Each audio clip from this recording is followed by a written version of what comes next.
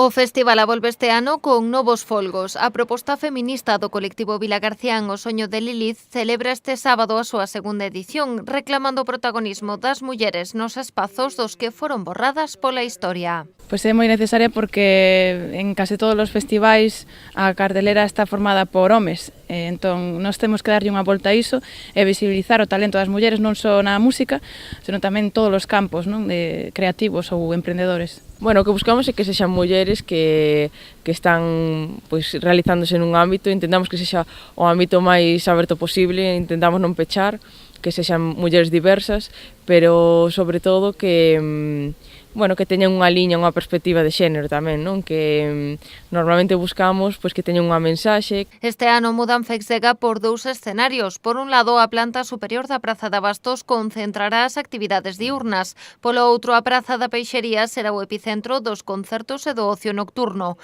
E que o festival vai máis aló dun festival de música. Pois haberá unha feira con stands, e despois tamén haberá concertos de sesión vermú, virán as punquireteiras, que xa viñeron ano pasado, haberá contacontos tamén para nenos e nenas, un obradoiro de regueifas, que este ano temos de novidade iso, regueifas feministas.